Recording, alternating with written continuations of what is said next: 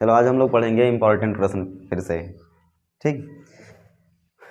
तो ये सब छोटे न्यूमेरिकल हैं जो एक एक या दो दो नंबर में पूछे जा सकते हैं। ये किस पर है? ताप बढ़ाने पर प्रतिरोध बढ़ता है, ये भी उस पर लिया गया। ये सिंपल सवाल हाई स्कूल में ऐसे बेस सवाल लगाए भी होंगे, लेकिन ये वाले प्रश्न एक एक नंबर में ही बोर्ड में पूछे भी गए हैं, ठीक।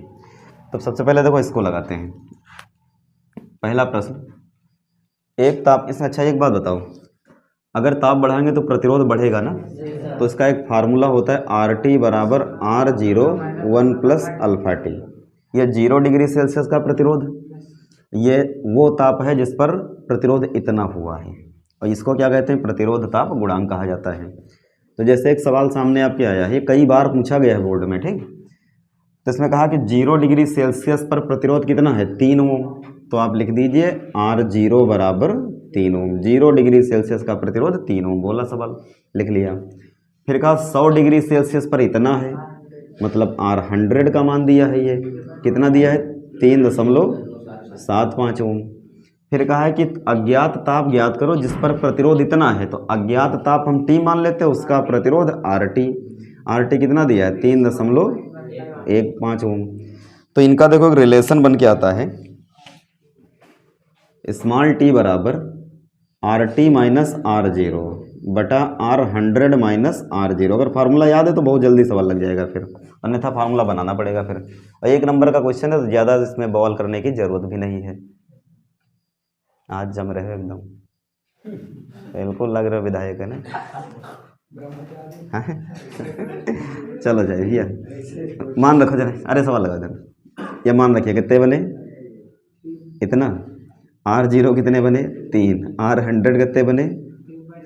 दशमलव दिख रहा है ना? बढ़िया, चलो ठीक। नहीं देखा गया तो दशमलव लग जाएगा फिर। 3 गुणे कितने बन गए? 100। अब इसको हल करो, ऊपर 3 कम करो 0.15, और बटे में कितने बने? 0.75, और गुणे कितने आ गए? 100। ये दशमलव आराम से हटा सकते हैं, दो दो अंक है। 15 से हटाओ 5 बार, और 5 से उड़ा दो, कितने आ गए? 20 आएंगे ना। 20 डिग्री सेल्सियस बोलेंगे, ये 100% वाला नहीं है, ठीक है। इसका मान के हिसाब से 100 पर ये फार्मूला बना था, इसलिए ये ताप लिया गया है, ठीक। तो 20 डिग्री सेल्सियस आ जाएगा। अगला देखिए, अगले में कहा किसी फिलामेंट का 100 डिग्री सेल्सियस पर प्रतिरोध 100 ओम है। फिर कह रहा है कि 400 पर 200 है, तो बताओ उसका प्रतिरोध ताप गुणांक क्या है? दो कंडीशन बोला सवाल, ठीक। पहले क्या कहा है? जब ताप 100 है तो प्रतिरोध 100 है, ठीक। फिर क्या कहा?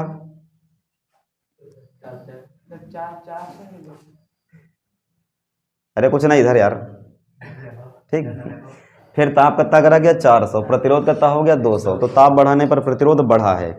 अब कंडीशन कौन कौन सी बनी? तो इसमें देखो दो कंडीशन लगाओगे, RT बराबर R0 1 प्लस अल्फा टी। तो जब हम ताप को T1 करेंगे तो प्रतिरोध कितना हो जाएगा? R1 लिख लिया जाए, R0 1 प्लस अल्फा T1। और जब ताप कितना कहा गया? 400, तो इसको हम T2 मान लेते हैं, मान लें। तो ये कितना हो गया? R2। वैसे ना बैठा करो, हाँ ये ऐसे ऐसे और ये वैसे कम थोड़ी ना हो तुम लोग यार। हाँ ऐसे अगर बैठ गए तो हम पता है, पक्का मालूम है कि तुम्हारा दिमाग यहाँ नहीं है, वो कहीं किसी हाँ खोए पड़े हो कहीं पर, ठीक। चले इधर भैया, बिल्कुल यार पढ़ लो, फिर तुमको साइकोलॉजी सिखा देंगे किसी दिन, कैसे पहचान जाते हैं मन में क्या चल रहा अगले के। यूँ क्या हो रहा है यार, खून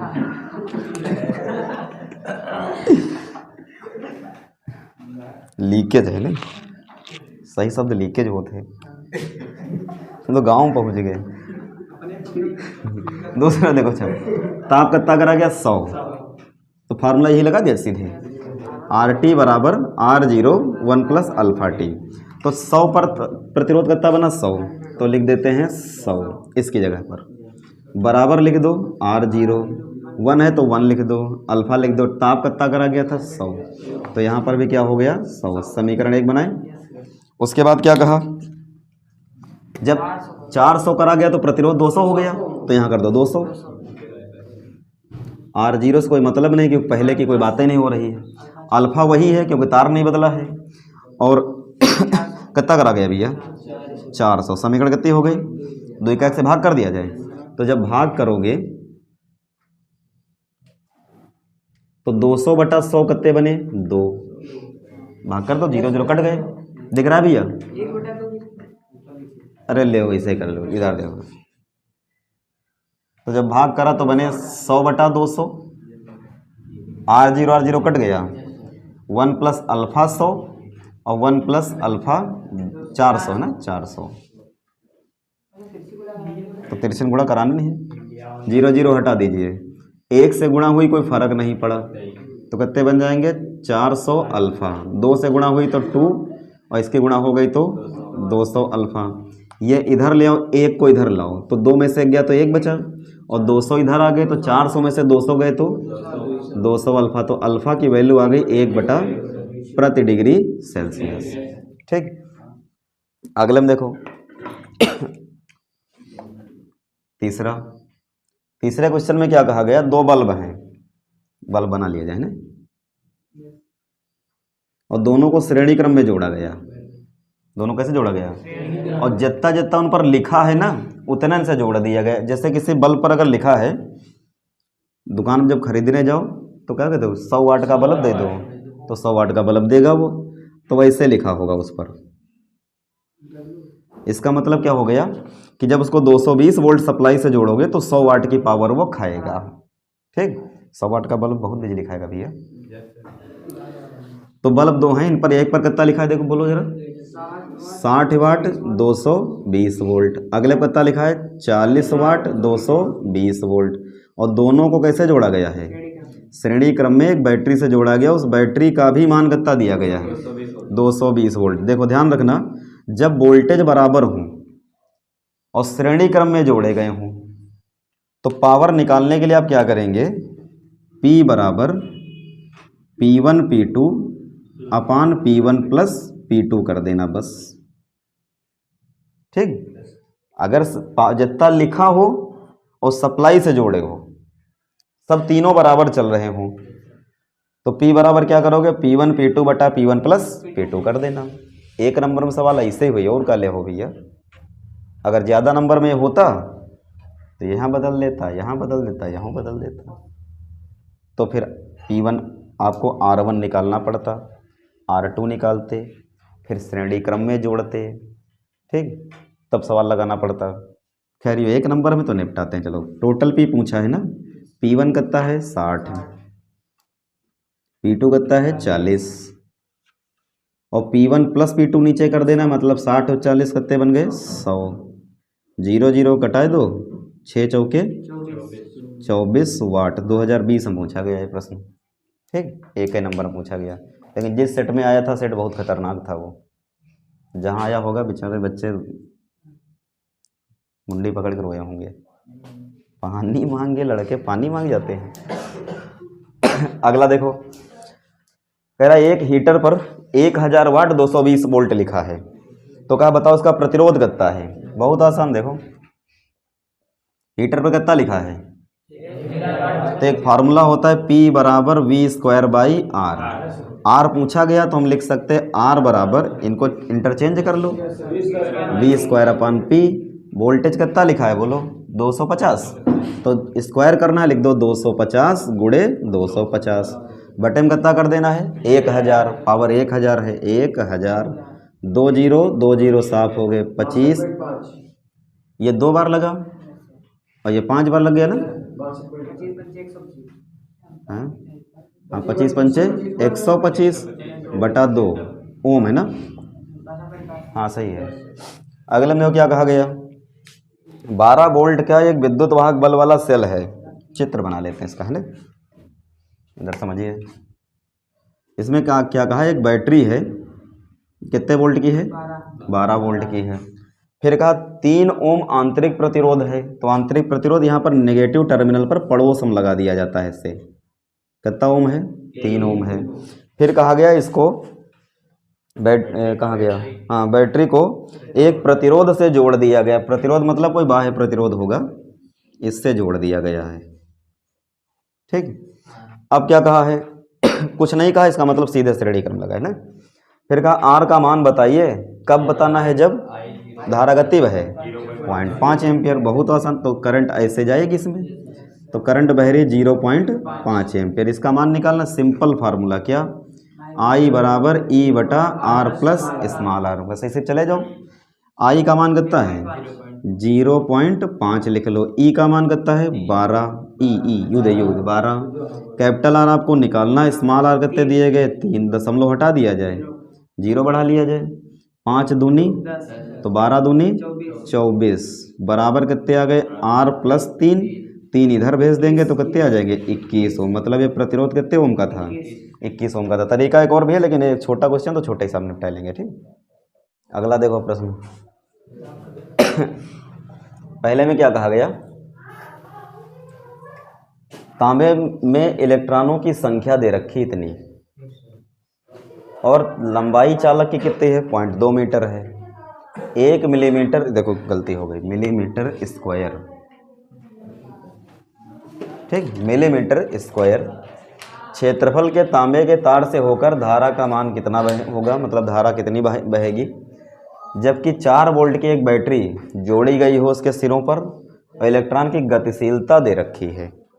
ठीक, सबसे पहला देखो तरीका ये होता है, लगाने के लिए तो डायरेक्ट भी लगा सकते हैं, लेकिन हम लोग बेसिक से चलेंगे।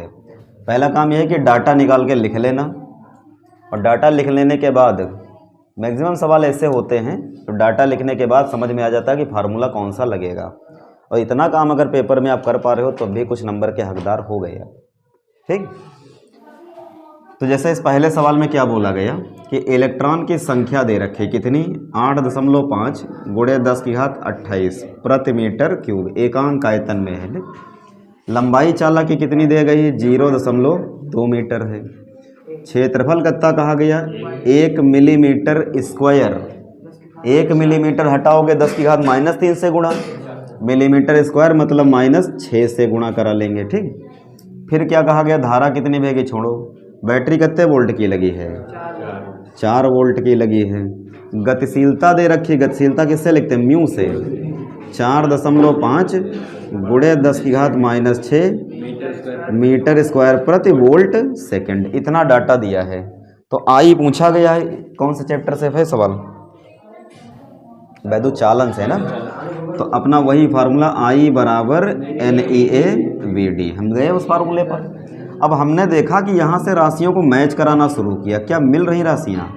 कुछ मिल रही हैं भाई। n पता है, ई अपने आप ले लेंगे, एरिया दिया है, VD नहीं दिया है। तो VD को देखो हटा लेते, कहाँ से? एक फार्मूला पढ़े थे, म्यू बराबर VD/E। आवेश वाहकों का अनुगमन वेग विद्युत क्षेत्र की तीव्रता का अनुपात गतिशीलता कहलाता है। तो अगर तिरछे गुणा करा लो, इसको इधर ले आओ, तो VD बराबर क्या मिला? म्यू इंटू ई। इसको गुणा कराओ इधर। भैया समझ पा रहे हो? तुम फिर ऐसे बैठ गए हो? हाँ, एकदम ठीक, सही से बैठो। लंबे ना हो, लंबे हो जाओ ना।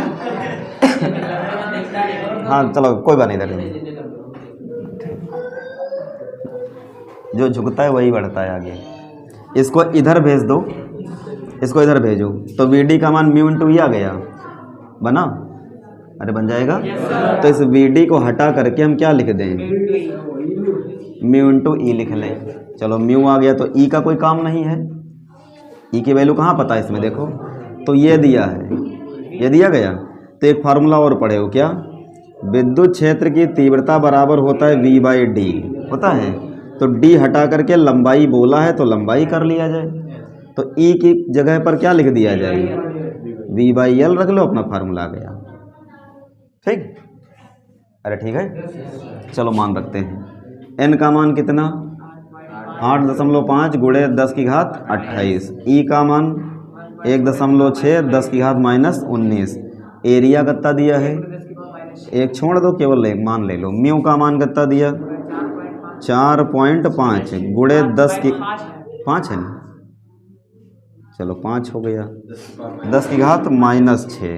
फिर क्या है, वोल्टेज है ना, वोल्टेज कितना है 4 है, और लंबाई कितनी है 0.2 है। इससे कोई समस्या यहाँ तक होना नहीं चाहिए अभ्यास।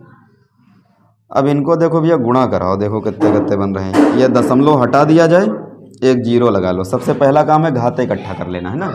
जब बड़ी संख्याएं जाएं तो घाते इकट्ठा कर लेना। इसको लिख दो,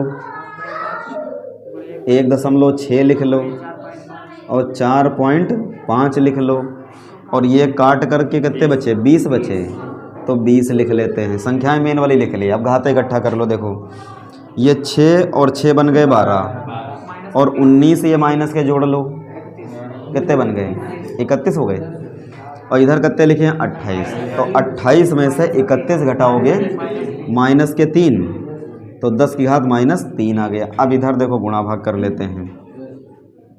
आई बराबर अगर ये तीनों दशमलव हटा दो तो नीचे 3 जीरो आएंगे, और 3 ऊपर लाओगे तो माइनस उतनी घात बन गई, तो बन गए 85, और गुणे कितने बन गए 16, और गुणे 45, और गुणे 20, गुणे 10 की घात -6। वो 3 जीरो आके ऊपर चले आए, ठीक। 45 दूना 90, मतलब ये बन गया 85 गुणे 16 गुणे 90, और 1 जीरो ये वाला, इतने आ जाएंगे। 2 जीरो उड़ाओ, +2 जोड़ दो। 9 से गुणा करा लिया जाए, 9 से गुणा करो, 9 × 5 = 45, और 9 × 8 = 72, और 72 × 4 = 76, और गुणे कितने बने 16, गुणे 10 की घात -4। अब 16 से गुणा करो, 16 पंचे, और 16 पचे 16 पंचे 80, और 16 पचे 85, 16 पंचे 80, 8 बचा।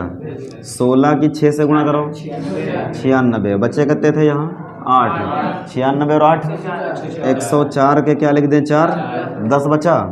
16 की 7 से गुणा 112, 112 और 10 100 गुणे 10 की घात 1 2 3 4 दशमलव रख दो यहाँ पर, उधर ले जाओगे घात प्लस में, ये साफ हो गए।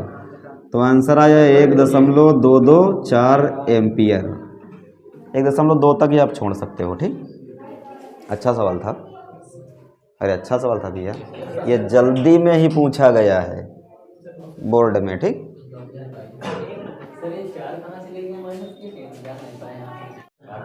नेक्स्ट देखो भैया, इधर कह रहा है समान लंबाई के तांबे के 2 तार हैं। अब देखो पदार्थ अगर एक ही है तो 4 तार चाहे 15-20 हों, उनका घनत्व और विशिष्ट प्रतिरोध नहीं बदलना है आपको, वो वही रहेगा।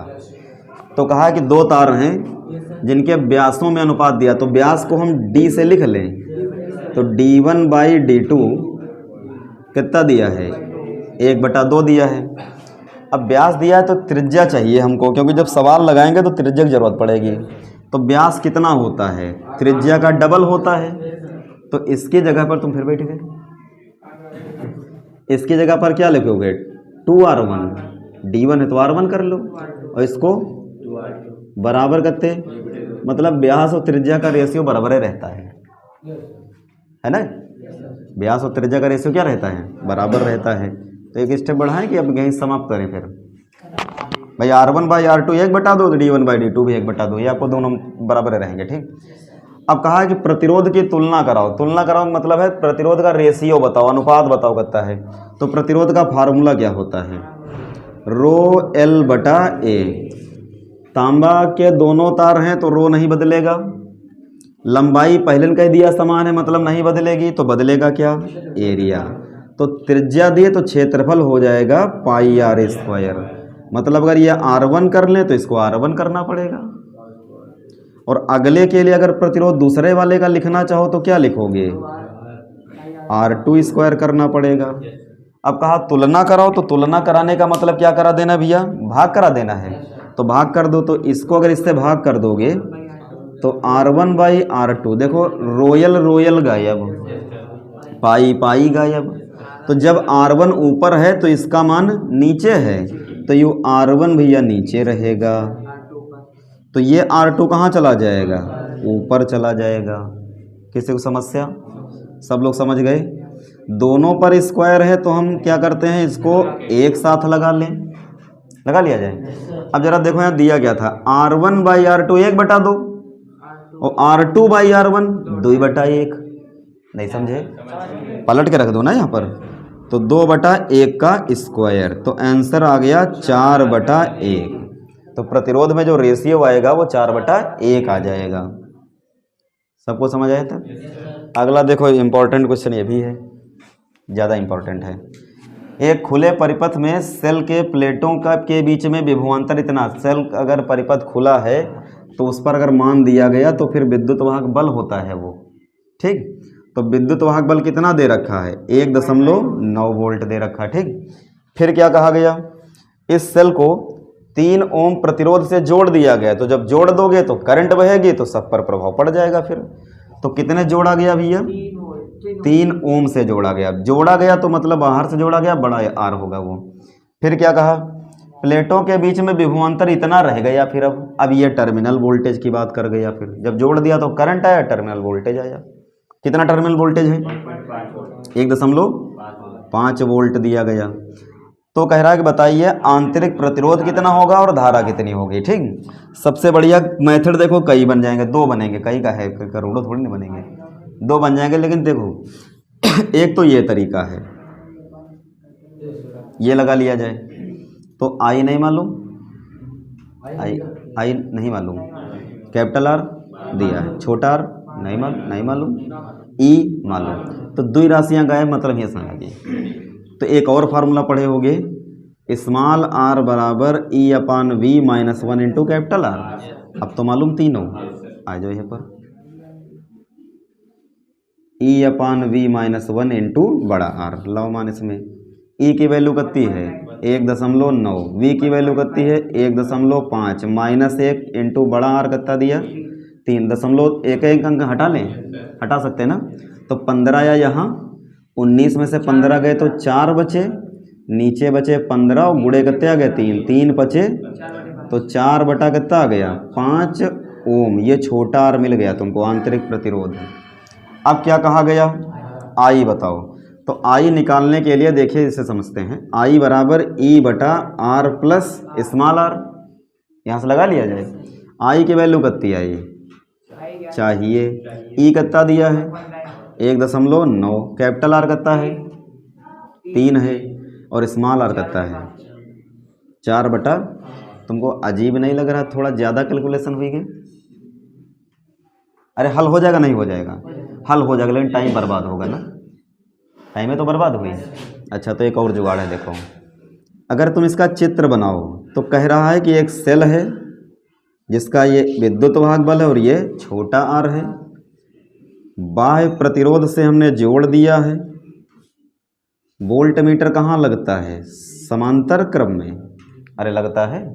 तो यहाँ का जो टर्मिनल वोल्टेज होगा वो तो ये है, और ये हमको देखो दे दिया है।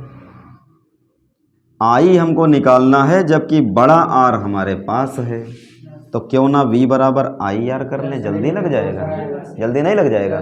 तो काहे तब बवाल करो, यहाँ से हल हो जाएगा ना। चलो छोड़ते हैं, ऐसे रहने दो फिर।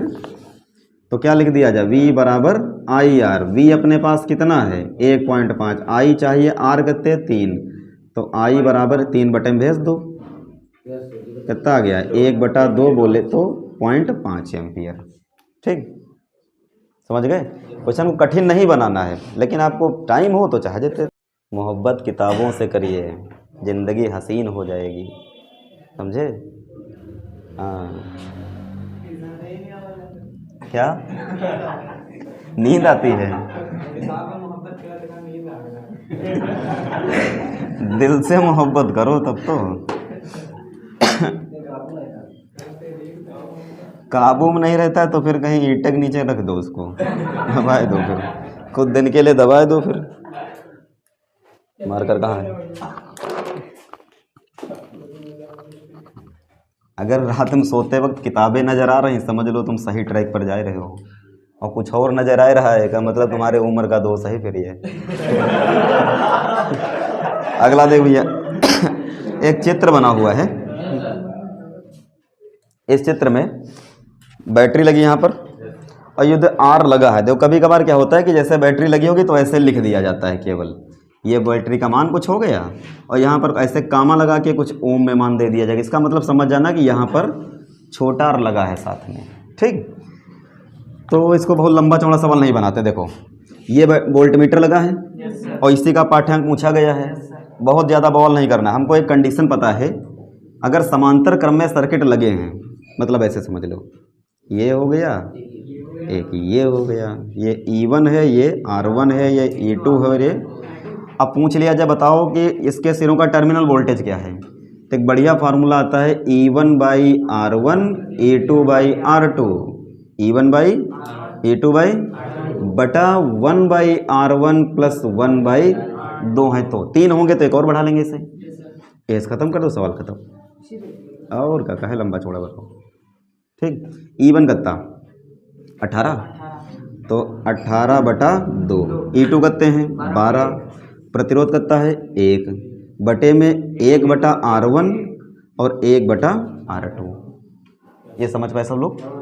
इससे आसान अब नहीं बना सकते, इससे आसान बस मन में काम होगा। फिर इससे काटो, 9 बचे, इससे काटे कोई फर्क नहीं, तो 12 और 9 कितने आ गए 21, सही जोड़ा। चलिए यहाँ एलसीएम लो तो 2 1 के 2 1 3 और 2 चला गया ऊपर, 3 7 21, 7 दूनी 14 वोल्ट उत्तर होगी। बस होगा। अभी I1 निकालो, Y2 निकालो, इतना लंबा चौड़ा काहे लगाओ। ठीक, अगला देखो, ये वाला देखिए। चलो पांचवा, ये कौन सा था, चौथा था।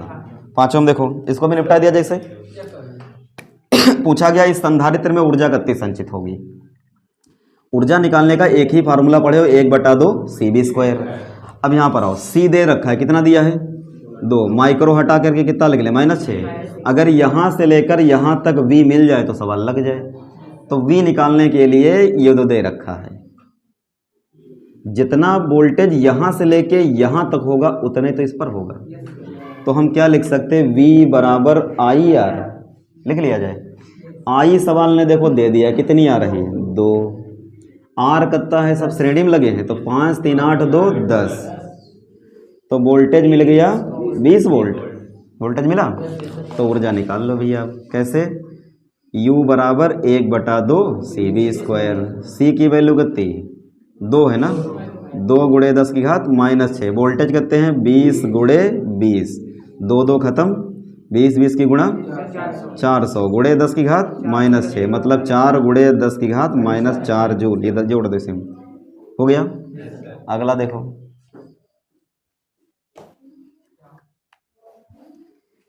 किसी परमाणु में एक इलेक्ट्रॉन नाभिक के चारों ओर इतनी त्रिज्या में, त्रिज्या दे रखा है, कितनी कहा है 0.7 एंगस्ट्रॉम को मीटर बनाओ, पहले इतना से गुणा कराएं।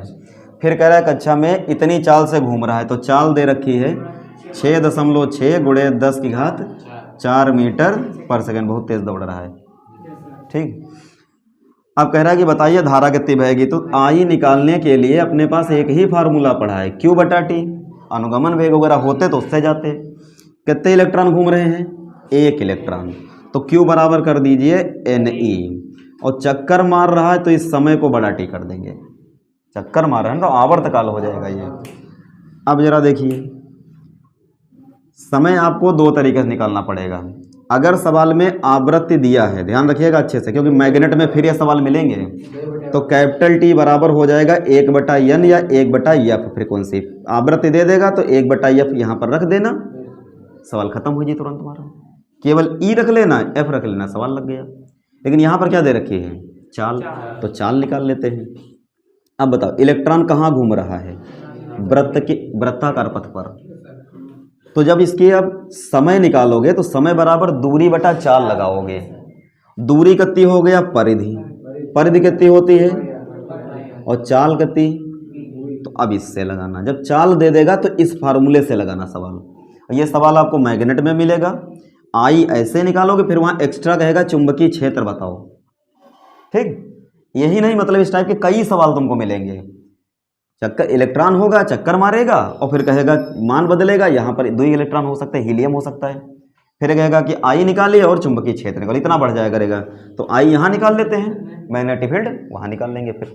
चलो, तो ये वाला मान अगर यहाँ लिख दो तो आई की समीकरण क्या मिले आपको, एन ई अपान, ये भैया नीचे लिखोगे तो 2 पाई आर, और वी कहाँ चला गया, गुणे में। अब मान रख लो, इसमें कितने इलेक्ट्रॉन घूम रहे बोलो, एक है ना, तो ये एन की जगह पर हो गया एक। ई का मान 1.6, 10 की घात -19, रफ्तार कितनी है 6.6 गुणे 10 की घात 4 हो गया, बटा 2 पाई का मान 22/7 कर लिया जाए, ये देख मर जाएंगे ना जल्दी, ये कट जाएंगे। आर कितना दिया है 0.7 गुणे 10 की घात -10। अब देख भैया ये हटा लो, थोड़ा सुविधा हो जाए, 7 7 उड़ गए और 22 से कट गया, कितनी बार लगा 3 बार, और ये 16 तियाँ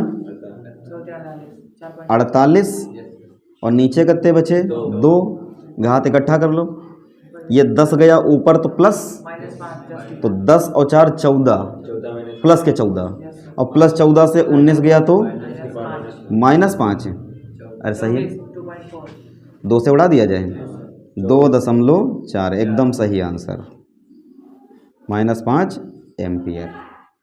ठीक, 2022 का सेट नंबर कौन सा है, 5वां। 2022 सेट नंबर कौन सा है, 5वां। ठीक, कौन सा इसमें से कुछ हो गए थे ना क्वेश्चन। अच्छा, तो 4 का तीसरा, इसमें क्या कहा गया कि एक धातु के पृष्ठ पर लैम्डा तरंगदैर्घ्य का एक वर्णीय प्रकाश गिराया गया। कितना का प्रकाश गिराया गया, लैम्डा का। तो प्रकाश विद्युत धारा के लिए निरोधी विभव 3 वोल्ट है, मतलब इस पर वोल्टेज कितना है 3 वोल्ट। वी कैसा बना, चलो कोई बात नहीं। फिर कह रहा 2 लैम्डा का प्रकाश गिरा दिया गया, अब कितने का है, तो वोल्टेज हो गया केवल वी। तो पूछा गया बताइए देहली तरंगदैर्घ्य कितनी होगी। तो धात्विक पृष्ठ अगर एक ही होगा तो कार्यफलन एक ही रहेगा दोनों का। तो जब देहली तरंगदैर्घ्य पूछा है तो पहले लिखेगा भैया इधर, पहले वाले इलेक्ट्रॉन के लिए कंडीशन लिखो, EV बराबर hc/λ। अगर न्यू होता तो न्यू के पदों में लिखते, लैम्डा है तो लैम्डा के पदों में। इधर क्या बना hc/λ 0 लिख लिया जाए। पहले में तरंगदैर्घ्य कितनी है लैम्डा, तो वोल्टेज कितना है, तो यहाँ पर 3 भी कर लीजिए। ठीक, 3 भी कर लो वी की जगह, समीकरण 1 बना लो। दूसरे में क्या कहा गया कि अब जब तरंगदैर्घ्य कितनी करी गई 2 लैम्डा, तो hc/2 लैम्डा कर दो लैम्डा की जगह, तो इधर वोल्टेज कितना है V, तो केवल EV हो जाएगा, बाकी ये यही रहेंगे। ठीक है, क्योंकि देहली तरंगदैर्घ्य नहीं बदलेगी, धात्विक पृष्ठ एक ही है। अब चाहो भाग कर लो या काम करो, EV का मान जो इतना लिखा है ये पूरा उठा करके इस जगह पर लिख लो, तो कितना बन जाएगा 3, और इसको ब्रैकेट में लिख दो, HC ले लिया जाए कॉमन, ये मान भी रख दो और HC कॉमन ले लो, तो कितना बन जाएगा 1/2 लैम्डा और 1/λ नॉट। इधर भी HC कॉमन ले लो, तो 1/λ 1/λ नॉट, HC कट जाएंगे, 3 से गुणा करा दो तो 3/2 लैम्डा -3 लैम्डा 0, इधर बन जाएंगे 1/λ और इधर बन गया लैम्डा 1/λ नॉट। अब लैम्डा नॉट पूछा है ना देहली तरंगदैर्घ्य, तो इनको इधर ले आओ और इसको इधर भेज दो, 3/2 लैम्डा -1/λ ये इधर चला गया, और इसको इधर लाओगे तो प्लस का हो जाएगा 3/λ 0 और -1/λ 0, ये माइनस का और ये इधर लाए प्लस का, 3 में से 1 गया तो कितने बचे 2 लैम्डा नॉट, इधर कम कर लो, LCM लेना पड़ जाएगा ना, तो LCM ले लो तो कितने बन जाएंगे 2 से गुणा, तो 2 में से 3 गया 1, मतलब 1/2 लैम्डा, तो लैम्डा नॉट कितना आ जाएगा, इसको यहाँ लाओ बाकी इधर भेज दो, कितने बन जाएंगे 4 लैम्डा आ जाएगा उत्तर। ठीक, तो क्वेश्चन समझ पाए। कहा था एक धात्विक पृष्ठ है एक ही है, इस पर पहले लैम्डा तरंगदैर्घ्य का प्रकाश गिराया तो निरोधी विभव 3 वोल्ट है, और जब 2 लैम्डा का प्रकाश गिराया तो निरोधी विभव कितना है V वोल्ट है, धात्विक पृष्ठ एक ही है तो दोनों का W जो होगा समान रहेगा, W समान रहेगा तो फिर देहली तरंगदैर्घ्य भी समान रहेगी। तो हम पहले के लिए कंडीशन बना लिए, तरंगदैर्घ्य इतनी लेकर के वोल्टेज इतना रख लिए, तो 3 था 3 ले लिया, 3 भी किया तो 3 आगे लिख लिया। दूसरे के लिए वोल्टेज भी है तो ई भी ऊर्जा बनी तो इसको ऐसे लिख लिया, तरंगदैर्घ्य 2 लैम्डा पर। अब चाहे भाग कर लो, चाहे ये वाला मान उठाओ, ई बी का इसकी जगह रख लो, हल कर दो, चाहे जैसे हल कर लो आगे। ठीक, तुम समझ पाए? हाँ, पक्के से यूपी बोर्ड का समझाओ नहीं बोलो, चलो लगाओ फिर। अगला देखो, तीसरे का चौथा है, तीसरे का घा खंड। इसमें कहा है कि तांबे के 3 तारों का द्रव्यमान दिया है। ठीक, तार काहे का है? तांबे का। तो तांबे के 3 तारों के द्रव्यमान में अनुपात दिया है, तो m1 अनुपात m2 अनुपात m3 बराबर कितना दिया गया है? 1 अनुपात 3 अनुपात 5। इंपॉर्टेंट सवाल है ये। ठीक, क्योंकि बोर्ड में आ भी चुका है ना, 2020 में पूछा गया अपने यहाँ। फिर कहा उनकी लंबाइयों में अनुपात दे रखा है, तो लंबाइयों में L1 अनुपात L2 अनुपात L3। यह अनुपात कहा है 5 अनुपात 3 अनुपात 1 है। तो प्रतिरोधों में अनुपात क्या बनेगा? तो प्रतिरोध का देखो फार्मूला लिख लो पहले, R बराबर रो L बटा A। L पता है, A नहीं पता, तो A चेंज कर लो। घनत्व बराबर द्रव्यमान बटा आयतन, और आयतन को लिख लेंगे क्षेत्रफल गुणे लंबाई, इतना लिख लिया जाए। तो A को यहाँ ले आओ D की जगह पर, और D को यहाँ ले आओ, तो एरिया चेंज हो जाएगा। अब इसको ला करके इसकी जगह पर रख दो, तो फार्मूला आ जाएगा R बराबर रो L बटा M नीचे, और D और L गए ऊपर, तो ऊपर बन गया L स्क्वायर D। अब D काहे के लिए? मटेरियल के लिए, ये भी काहे के लिए? मटेरियल के लिए। तीनों तार तांबे के हैं, मतलब ये सब नहीं बदलेंगे। तो पहले वाले के लिए अगर इसको हम R1 मान लें तो ये L1 हो गया, और ये तो ऐसे अगला भी फार्मूला लिख सकते हैं। और जब अनुपात में लिखेंगे तो समान वाले कट जाएंगे, तो डायरेक्ट देखो फार्मूला लिख रहे हैं, R1 अनुपात R2 अनुपात R3। तो कितना लिखा है देखो, L1 square by M1, L2 square by M2 और L3 स्क्वायर बाई M3 बन जाएगा। इसे लिख लिया जाए, बाकी तो कट जाएगा अनुपात में। अब M1 बराबर 1m, M2 बराबर 3m, इसी प्रकार मानेंगे। तो जब मानोगे तो जब हम आएंगे तो यम जब जिसके रेशियो मानोगे तो कट ही जाएगा ना, तो डायरेक्ट मान रखिए। L1 के सामने कितना चल रहा है? अब स्क्वायर है तो 5 का स्क्वायर 25 लिखा जाए, बटे में M1 के सामने कितना है? 1, तो 1 लिख दो, स्क्वायर करना नहीं है। फिर L2 के सामने करते हैं 3 है तो हैं दूसरे नंबर पर, तो 3 का स्क्वायर 9। M2 के सामने करते हैं 3 लिख दो, स्क्वायर नहीं करना है। L3 के आगे 1 का स्क्वायर 1 और M3 कितने बन गए? 5। तो इनको कट जाए तो काट दीजिए, कितने बन गए? और इधर कितने बने? ये भिन्नात्मक अनुपात और यहाँ सरल अनुपात। तो आंसर सरल अनुपात हम देना है। तो दिक्कत नीचे कौन कर रहा है? 5 से पूरे गुणा मार दो, तो 5 हट जी। तो जब 5 से गुणा कर दिया तो ये कितने बन गए? 125। यहाँ 15 और यहाँ पर 1, यही उत्तर हो गया। ठीक, क्या चीज़?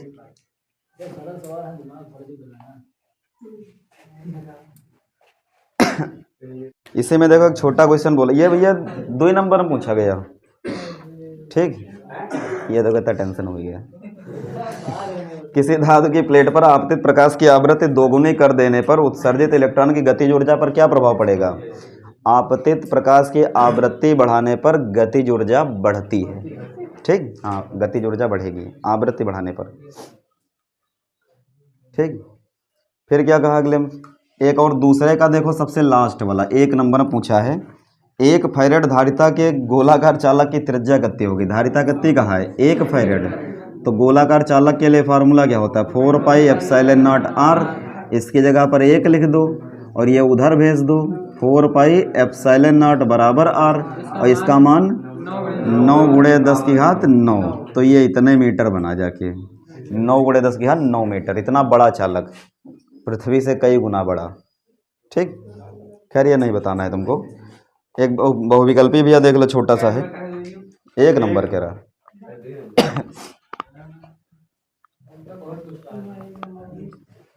दो नंबर के चक्कर में स्कूलों में पढ़े रहा था।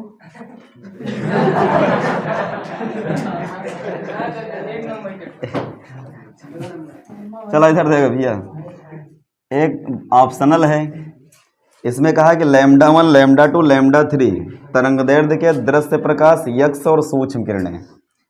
लैम्डा 1 लैम्डा 2 लैम्डा 3, पहले क्या बोला है दृश्य प्रकाश, फिर क्या बोला है एक्स प्रकाश, और अगला क्या बोला है सूक्ष्म मतलब माइक्रो। इस पर चले जाओ, GXPDAMR है ना, मतलब हाँ चलो अच्छा, इसमें पूछा है बताइए सूक्ष्म तरंगों की तरंगदैर्ध्य निरूपित करते हैं, मतलब बढ़ता क्रम या घटता क्रम बताओ।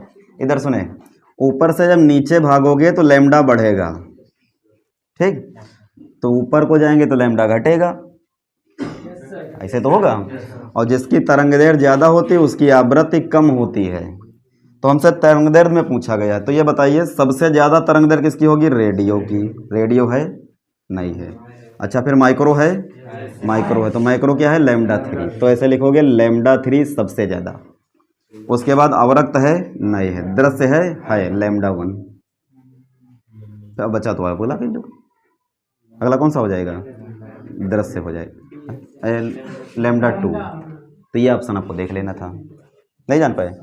इसमें कह रहा है कि दृश्य प्रकाश की तरंगदैर्ध्य इतनी, एक्स की इतनी और एस की इतनी है, ठीक। अब सवाल में कहा है कि बताइए तरंगदैर्ध्य का क्रम क्या बनेगा, तो हम सीधे विद्युत चुम्बकीय स्पेक्ट्रम पर चले जाइए। अब इसमें देखो ये कहा गया, तो हमको देखो, हमको पता है कि सबसे ज़्यादा इसकी तरंगदैर्ध्य, फिर उससे कम, फिर उससे कम, फिर उससे कम, फिर उससे कम, सबसे कम किसकी एक्सरे, और सबसे कम यहाँ पर गामा की। तो हम इसी में से ऑप्शन निकाल लेंगे इनके। सबसे ज़्यादा किसकी होगी, रेडियो की। ऑप्शन में है नहीं है, तो कौन सा है, तो उसके बाद माइक्रो, तो माइक्रो है अपने पास, तो लैम्डा 3 सबसे ज़्यादा।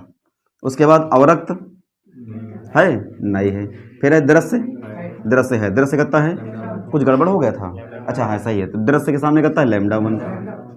फिर उसके बाद कौन सा, पराबैंगनी नहीं है, फिर एक्स, अब ऐसा आप तो जाने गए ना, लैम्डा 2, ठीक।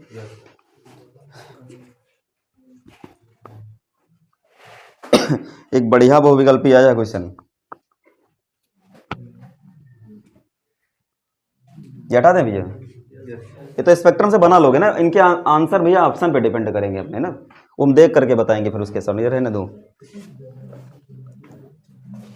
पकड़ के नहीं। इसमें कहा है, इधर सुने भैया, प्रकाश विद्युत प्रभाव में निरोधी विभव आवृत्ति के मध्य जो ग्राफ खींचा जाता है, ग्राफ तो ऐसे बनता है ना ये, और ये क्या कहलाती है, देहली आवृत्ति, और ये हो गया वोल्टेज। इसके समीकरण क्या आती है, EV0 बराबर HNU माइनस W, ई बटे में भेज दो, V0 बराबर H अपन E न्यू, और W बाई कितना आ गया E। इस सब इतना बनाने के बाद अब कह रहा है कि बताइए ग्राफ की ढाल कितनी होगी, तो ढाल निकालने के लिए इसकी तुलना करा देंगे y बराबर mx प्लस c से। तो m होती है ढाल, तो m की जगह पर कितना लिखा है, तो लिखेंगे m बराबर h बाई ई, और m tan थीटा के बराबर, तो tan फाई का मान कितना होगा, h बाई ई, ये फाई मान लीजिए यहाँ पर, तो ढाल कितनी हो जाएगी, h बाई ई। बोर्ड में बहुत, अभी इधर ये ऐसा क्वेश्चन आ रहा है बोर्ड पेपर में ज़्यादातर, ठीक, कई बार रिपीट, अगले सेट में फिर मिल जाएगा। हम कह रहे हैं कि ये वाला क्वेश्चन जो है कहीं पर कार्यफलन, कहीं पर ये, इस टाइप का क्वेश्चन बोर्ड में इधर 2-3 साल से ज़्यादा रिपीट हो रहा है, ठीक। अब पुराने घिसे पिटे क्वेश्चन बहुत कम आए रहे हैं। तो ढाल कितनी होगी, h बाई ई, ठीक। ये तो हो जाएगा ना, ये तुमको एक वाले में मिल जाएगा, 1 नंबर वाले में, ला मिटाने वाला। अगले सेट पर आओ,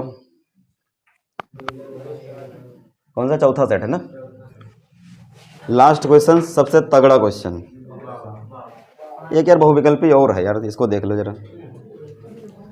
यह फोकस दूरी का उत्तल लेंस 2f फोकस दूरी के अवतल लेंस के संपर्क में रखा है। एक उत्तल लेंस है, इसका फोकस f है, और अवतल लेंस के संपर्क में रखा है, इसका फोकस 2f है। तो पूछा है बताइए संयुक्त लेंस का फोकस क्या बनेगा, तो 1 बटा बड़ा f बराबर 1 बटा f1 प्लस 1 बटा f2। f1 की वैल्यू कितनी दे रखी है, स्मॉल f, और f2 माइनस का 2f लोगे। अवतल का फोकस कैसा होता है, माइनस का, अब तो आगे कर लोगे ना, तो LCM कितना बन जाएगा 2f, तो यहाँ 2 गए, 2 में से 1 गया तो 1, तो एफ बड़े एफ की वैल्यू कितनी आ जाएगी, 2f आ जाएगी। ठीक, चला जाए। नहीं नहीं नहीं, विभवमापी एक वोल्ट मीटर से श्रेष्ठ क्यों माना जाता है? नहीं, विभव मापी से सही माप की जा सकती है दो बिंदुओं के बीच की, और वोल्ट मीटर से सही माप नहीं होती है। ठीक है, फिर एक सवाल दिया गया, देखो अच्छा सवाल है, तगड़ा सवाल है। कहा एक विभवमापी तार की लंबाई 200 सेंटीमीटर है। कितनी लंबाई है? 200 सेंटीमीटर। तो इसको हम ए मान लिया और एक साइड को बी मान लिया। फिर कह रहा है इसमें धारा गति बह रही, तो इसमें करंट दे रखी लो। आई बराबर कितना दे, थोड़ा अलग लिखते हैं, 3 × 10⁻³ -3 एम्पेयर। इतनी करंट अब ए से -2 है, चलो लो -2 है। ठीक, इतनी करंट बह रही है। 1.5 वोल्ट के 10 ओम आंतरिक प्रतिरोध वाले सेल को जब जोड़ा गया तो विक्षेप मिला 50 पर। यहां एक सेल जोड़ा गया जिसका आंतरिक प्रतिरोध दिया था, तो अविक्षेप कह रहा है कि मिला कितने पर है, 50 पर सेंटीमीटर पर। आंतरिक प्रतिरोध कितना है, 10 ओम, और सेल का मान कितना है, 1.5 वोल्ट। मतलब इसके द्वारा इतने पर विक्षेप मिल गया। फिर कह रहा है सेल में एक वोल्ट मीटर जोड़ने पर, मतलब इस वाले सेल में, तो वोल्ट मीटर कहाँ लगता है, समांतर में, तो ले मार दो वोल्ट मीटर। अब वोल्ट मीटर जब जोड़ा गया तो पाठ्यांक 49 पर मिला।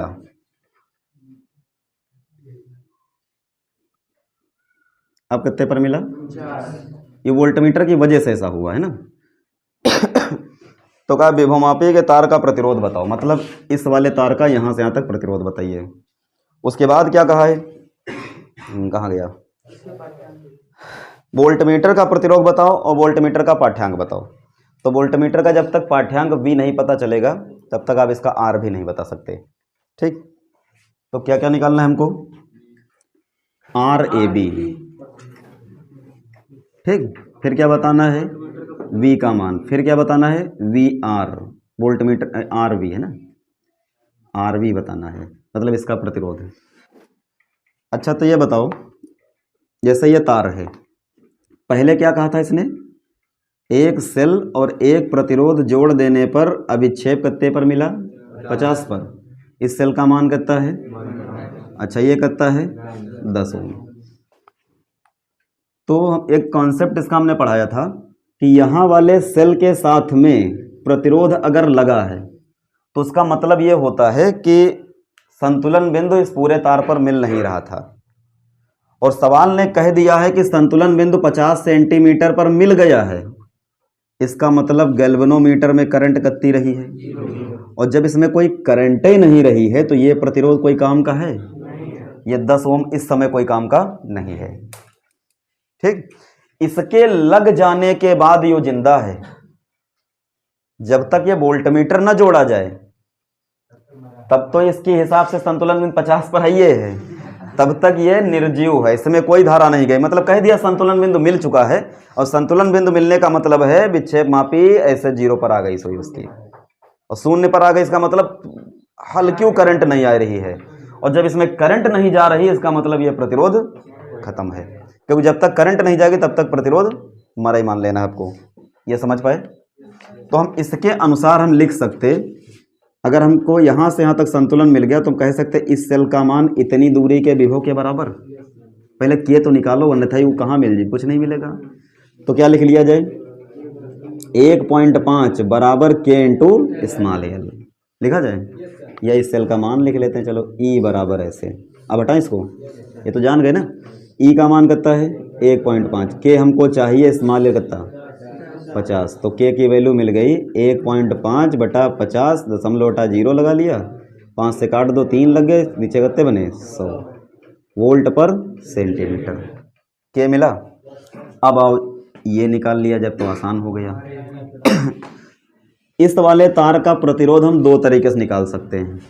क्या तरीका बताया था, वी ए बी बराबर आई इंटू आर ए बी। जब आई आर की बार बात हो तो इससे जाना, और या फिर हमने कहा था अगर इन पर बात ना हो तो के इंटू बड़ा एल कर लिया जाए। तो दोनों तरीके जब वोल्टेज मिल सकता है तो दोनों फार्मूले ना बराबर कर लिए जाएंगे, है ना। दोनों सीधे बराबर करो तो अब क्या लिख सकते हैं, अतः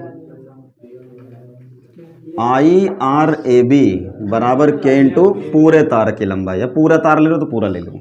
आई सवाल में दे दिया पहले हिंट, देखो 3 गुणे 10 की घात -2, आर ए बी हमको निकालना है, के का मान 3/100, पूरी लंबाई कितनी 200, ये 0 हटा लो, इधर बन गए 6 न बनिए 3 कट जी हैं, तो आर ए बी बराबर 2, ये नीचे आए ऊपर गए तो 200 ओम। ये पहला आंसर आया आपका। ठीक, इस सवाल को ऊपर से न लगा करके बीच से मार दिए यहाँ से, ठीक। अरे लग जाता ऊपर से, लेकिन आर और के दोनों गायब होती, नहीं समझे, नहीं जाने। अगर मान लो इस सवाल को तुम यहाँ से लगाते तो ये कंडीशन पहले लिखते, तो आई पता था, अरे यही तो कंडीशन लगाते पहले, और आर ए भी गायब है, के भी गायब है, ये तो पहले निकाल लिया ना, ये लिए अलग गवा ना तुरंत, तो के नहीं गायब तो मिला था 200 हो ही जाता। अब ये रिलेशन बना के छोड़े पड़ जाता तुमका, अब फिर यू हल करते हो, ये जब के निकलते हो तब यहाँ अलग रखते हो तब यू मिलता है, तो बात वही है ना। आप समझ गए। अब क्या कहा गया आगे,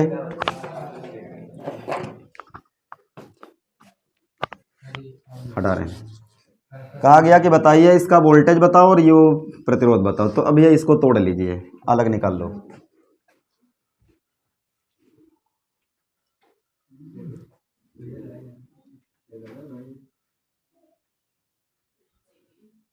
आज जो टेस्ट में क्वेश्चन क्या दिया गया था उसी जैसा है ये कितना है भैया 10 ओम, प्रतिरोध कितना लगा है यहाँ, और ये कितना है, और ये है V। अब सुने इस वोल्टमीटर के लग जाने से अब 1.5 सोचो 50 के बराबर कर ले, अब नहीं कर सकते, ये इसीलिए सवाल लगने के लिए हिंट बोल दिया था पहले, कहा था ए लगा यू लगा विक्षेप 50 मिला, फिर कहा अगर यू जोड़ दिया जाए तो ये जैसे जुड़ जाएगा, तो एक बात आपको ये मान के चलना है कि इस सेल से अब करंट बहेगी, ये करंट इतने में बहेगी, इससे खाली ऊपर नहीं जाएगी, जब इधर नहीं जाएगी तो इधर से लौट के नहीं जाएगी, बात समझ पाए। इसमें से अब करंट चलेगी ऐसे ऐसे ऐसे ऐसे, लेकिन इतने में खाली बहेगी, अब ये जिंदा हो गया, लेकिन समझ पा रहे हो ना। हाँ अब बहेगी करंट, अब धारा ऐसे से बहेगी, इसमें से ना इधर जाएगी क्योंकि गैल्वेनोमीटर बता रहा है 49 पर बता रहा है, इसके लगने कितने बता रहा है, तो ये तो अपना काम कर रहा, बता रहा है 0 है, मतलब कह रहा है कि इधर धारा नहीं आ रही है में यहाँ, तो फिर इधरों से वापस नहीं, जब गए नहीं तो वही कहाँ से, तो या जो निकली है या कहाँ से गई, इसमें से बही इतने में, तो बिना करंट निकाले सवाल नहीं लग सकता, ठीक। तो क्या करा, जब सुने आज जो सवाल तुम टेस्ट में क्या लगाए थे उसमें क्या करा था, ये तीनों समांतर क्रम किया था, हम कर लेते हैं, यो जितना वोल्टेज यहाँ का होगा उतना ही वोल्टेज यहाँ का होगा, उतना ही वोल्टेज 49 सेंटीमीटर का होगा, ठीक। तो या तो आप करंट निकालो इसमें, और करंट अगर आप निकालोगे तो V नहीं मालूम ये, और ना तो इसका R मालूम है, तो I और R जब पता नहीं भाई, इसमें अगर करंट आपको निकालनी पड़ जाए इससे तो क्या लिखोगे, बैटरी कितनी है 1.5, प्रतिरोध कितना है, अभी कार कहाँ मालूम, इसमें बहने वाली धारा अगर निकालनी है तो इसका R कहाँ पता है मुझे, ये जब तक नहीं मिलेगा तब तक करंट नहीं मिलेगी, तो नहीं मिलेगी तो अपने वादे को जुगाड़, हमको पता है कि यो यहाँ से और ये 49 सेंटीमीटर, इसके लगने से कितने बना है 49 पर, तो ये 49 वाला विक्षेप, ये और ये तीनों कैसे बने अब समांतर क्रम, तो यहाँ का विभव 49 सेंटीमीटर के बराबर कर लेते हैं फिर अब सीधे, तो अब क्या लिखा जाए, V बराबर आई नहीं के इंटू 49, विक्षेप कितने मिल रहा है 49 पर, के का मान कितना है 3/100, 3/100 गुणे कितने बन गए 49, गुणा करा लो, 3 9 27 और 3 चौके 12, 147 बटा 100, मतलब आया 1.47 वोल्ट, ये वोल्टेज मिलेगा। अब जब ये वोल्टेज मिल गया तो इसका R निकालो, अब R अगर निकालोगे तो धारा नहीं पता, तो अब क्या करा जाए, इधर से नहीं, यहाँ तक समझ गए हो सब लोग, सब लोग जान गए। चलो तो पहला काम क्या है, इसमें से अगर ये घटा दें तो हियाँ क्या वोल्टेज बची, बनेगा।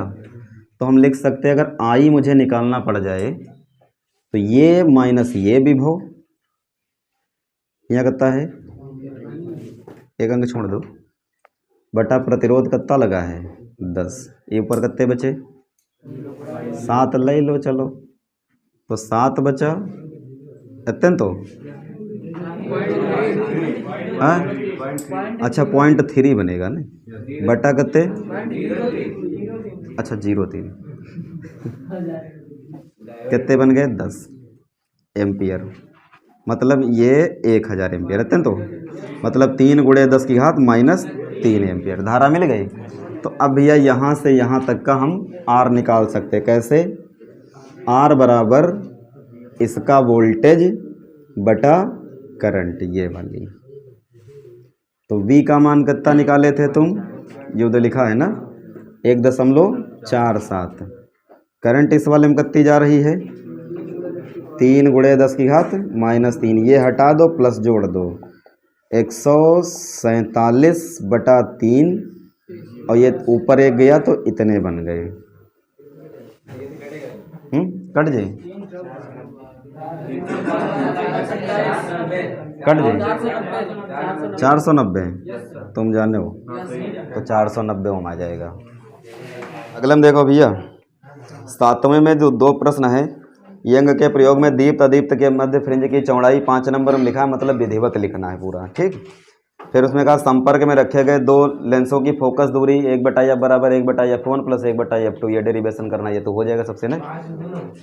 अरे वो अलग है, ये अथवा में है। फिर इसी में एक सवाल रखा गया है, इधर सुने भैया, कहा एक उत्तल लेंस है और एक समतल दर्पण है, इधर ध्यान समझिए,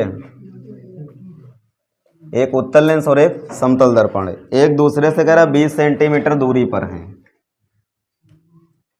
गैप कितना बीच का है, यही है 20 सेंटीमीटर दूरी पर है। अब लेंस पर कह रहा समांतर किरण आपतित होती है तो अंतिम प्रतिबिंब लेंस के प्रकाशीय केंद्र पर बनता है, किरण आरेख बना करके फोकस दूरी ज्ञात करो। तो में क्या दिक्कत है, इसने कहा है लेंस थोड़ा बड़ा बना हुआ जाए ना, तनिक बड़ा, कहा समांतर किरणें गिरी हैं ऐसे, तो 2 समांतर किरणें दिखाई जैसे।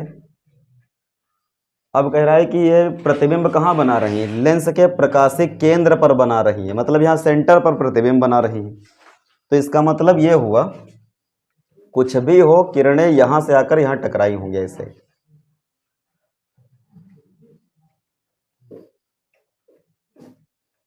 इसका मतलब ये किरण यहाँ पड़ी होगी और ये ऐसे पड़ी होगी और ये टकरा करके प्रतिबिंब यहाँ बना गई है, ठीक। अरे इतना ठीक है। तो हुआ क्या, अब ये बताओ, इधर हमको सवाल लगाना है बिना पेन चलाए ऐसे खाली, ठीक। कह रहा किरण आरेख से सवाल लगाइए। ये बताओ उत्तल लेंस पर जब समांतर किरण गिरती है तो कहाँ केंद्रित होती है, इसका मतलब ये आगे अगर हम बढ़ा दें तो फोकस मिल गया, इसका मिल जाएगा, तो ये कहलाया फोकस, ठीक। मतलब यहाँ से लेकर यहाँ तक की दूरी जो होगी इस लेंस की फोकस दूरी कहलाएगी, इतना ठीक।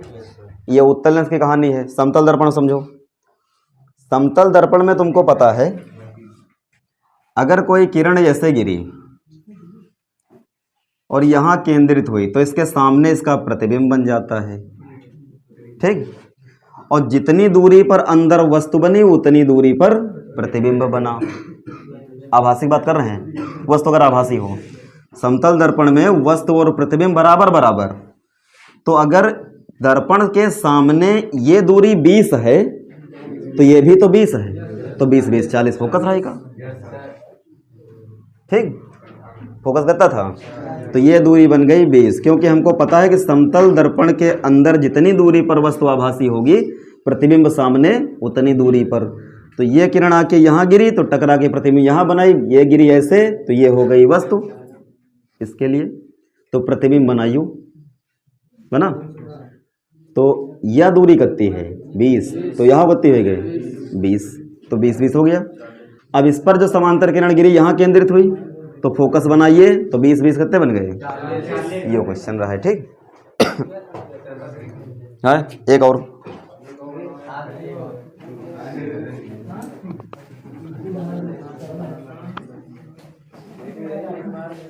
इधर एक और भैया, छठा क्वेश्चन देख लो। स्थिर गॉस की प्रमेय सिद्ध कीजिए। गॉस की प्रमेय हो जाएगी ना। कह रहा है एक खोखले बेलन के अंदर, बढ़िया सवाल, इधर समझे भैया, इधर एक खोखला बेलन है, इसके भीतर कह रहा है कि आवेश रखा गया है 17.7 गुणे 10⁻⁻12 कूलम। ये सही दिख रहा है यार, एक बार हम बनते ही नहीं है। इधर समझिए, इतना आवेश रखा गया है। अब कह रहा है कि इसके वक्र पृष्ठ से फ्लक्स 1.5 न्यूटन मीटर स्क्वायर प्रति कूलम है। वक्र पृष्ठ मतलब इस वाले से, बेलन का ये वक्र पृष्ठ है ना, तो इससे फ्लक्स की वैल्यू दे रखी है 1.5 न्यूटन मीटर स्क्वायर प्रति कूलम, इतना दिया है। तो कह रहा बताइए कि समतल पृष्ठ से फ्लक्स कितना बनेगा। कंसेप्ट का बताएं पहले, है ना, कि सीधा लगा हुआ ना इधर, अरे पहले पढ़ाए चुके थे। ये बताओ, ये बेलन है, इसके अंदर मान लो पानी भरा है, तो पानी कहाँ कहाँ से निकल सकता, इसमें से, इसमें से, इसमें से। और अगर एक समान व्यास है तो यहाँ यहाँ से बराबर बराबर, समतल पृष्ठ से और वक्र पृष्ठ से अलग हुई। तो जैसे अगर कहा जाए कि कोई भी बंद पृष्ठ है, इधर समझिए, यह बेलन है, मान लो ऐसे रखा जाए, इस बेलन के अंदर क्यू आवेश रखा है, तो बताओ फ्लक्स कितना आएगा। तो आप बोलेंगे फाई नेट बराबर क्यू बटा एप्सिलॉन। अंदर देख लो आवेश, एप्सिलॉन नॉट से भाग कर दो, हो गया, बना। कुल हम तुरंत बता देंगे, लेकिन अगर पूछा जाए कि किसी एक पृष्ठ से बताओ, तो कुल मिला के आपको पता है कि एक फ्लक्स यहां बनेगा, एक यहां बनेगा और एक यहां बनेगा। तो इसके अंदर 3 फ्लक्स बने। ये जो तुम उत्तर बताए हो, ये कितने पृष्ठों से मिलके बना है, 2 समतल का और एक वक्र पृष्ठ का। तो समतल पर अगर हम थीटा मान लें और वक्र पृष्ठ पर फाई मान लें, तो क्या कंडीशन निकल के आई, थीटा प्लस फाई बराबर क्यू बटा एप्सिलॉन नॉट। तो यहां पर भी तो वही बात है, वक्र पृष्ठ का मान दे दिया है, समतल पृष्ठों का फ्लक्स पूछा है, तो तीनों फ्लक्सों का जोड़ बराबर क्यू बटा एप्सिलॉन नॉट। देखो इसे, समतल पृष्ठ पर कितना मान ले, थीटा मान ले, इस वाले का कितना मान ले, थीटा मान ले, और इस वक्र पृष्ठ का मान दे रखा है बराबर क्यू बटा